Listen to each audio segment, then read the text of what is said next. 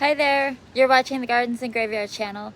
My name's Charisma, and today we're meeting in the garden and we're going to add a sink into the greenhouse. So we won't have actual running water in there, but we can add a dry sink. And we have this antique sink that was left here on the property when we moved in, and we saved it because it's such a unique piece. But it's been stored in the back of the garage in sort of a makeshift shed, and so we're gonna get it cleaned up and then get it into the greenhouse to use. Exciting. All right, so we're in the back of the property and we have this shed on the back of the garage, and so it's just all open, so we can't store anything like metal or cloth or anything that might get rusty or moldy back here. So it's just like a bunch of random garden stuff. And we had it cleaned up at one point, and then we changed how we utilized it. So it's sort of just been like I wouldn't even call it a storage shed. It's more like a stash shed. But today we're stealing the dry sink out of it. That is the sink right here. So we got to pull some stuff out of here and open up the cabinets and make sure there's no like baby mice or anything nesting in there.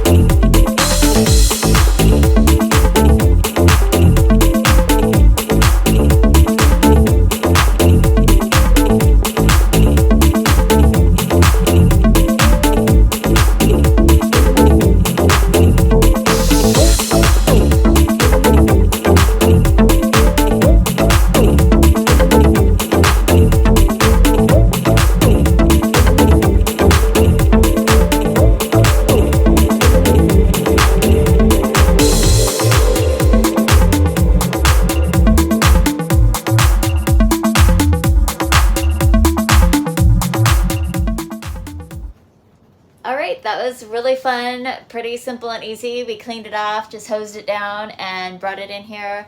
In the next couple of weeks, I have the bamboo plant stand here that I kind of took apart, reconfigured a little, and changed how it's sitting.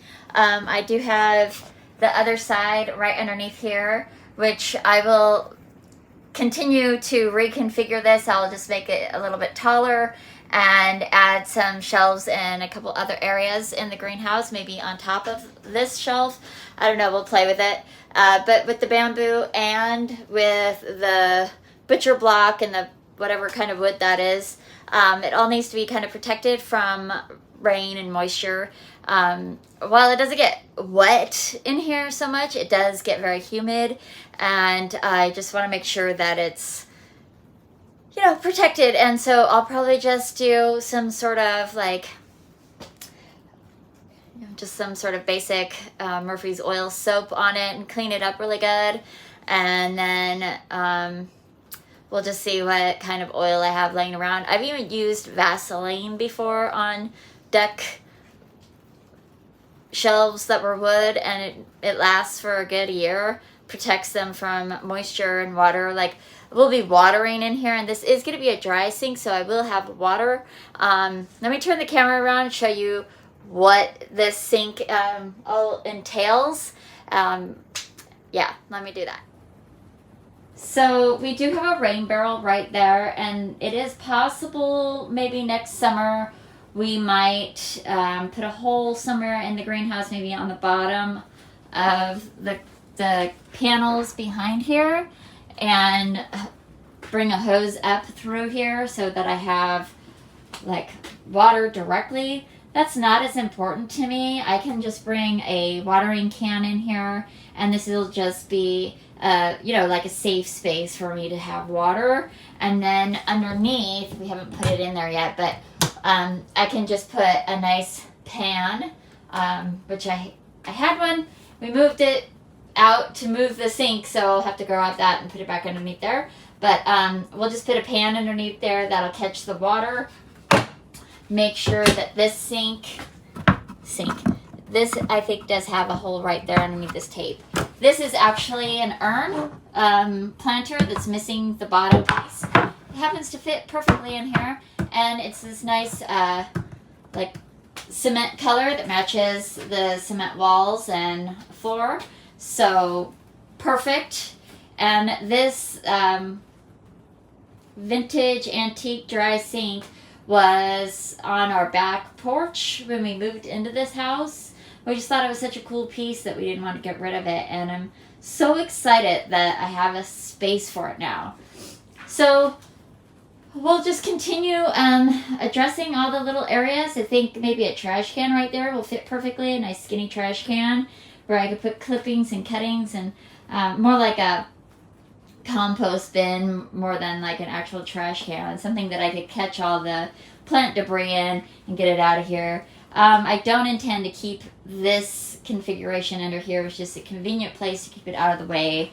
And then I will be adding another bench right here so that I can easily do YouTube videos in the greenhouse so you all can see what I'm up to. So that'll be another little project that we'll do in a video here soon, because I definitely want to get that potting bench up here and ready to go for our seed starting projects that are coming up in a month. And then I'm hoping that once that little bench is in here, I will also have room for a little bistro chair, because I really want this to be a space where I could just hang out and enjoy myself, read a book about gardening, and just, I don't want to feel like it's always a workspace in here, because I'm just so happy to be in here. I'm so excited that we have a greenhouse. It's a dream come true. It's just so... it's such a blessing, and something that Spencer and I have both wanted for our garden for a very long time. It's beautiful in the garden. It's very functional, or it will be for us. And it may not be as functional as it could be in other climates, but it'll be exactly what we need it for. So that's the important part, I think. And you might notice that there's some Christmas lights going on around me. That will be coming out. Let's see. Actually, you would have seen, you'll see Spencer putting those lights on in a video this week. So it's all about the greenhouse this week. So make sure that you're subscribed, because we will continue dressing up this greenhouse and getting it ready to rock and roll for January, when we start all of our seeds, which is going to be so exciting. We will be starting a lot of our seeds inside with our indoor seed starting station. So make sure that you're following along so you can see what that all looks like. But then this area will definitely be utilized for some of the cool season seeds. And as we transition from winter into spring, this place is going to be packed with seedlings. So I hope that you enjoyed this, and I hope that you are celebrating your life, and I hope you're having a fantastic holiday season, and we will see you in the next video. Bye.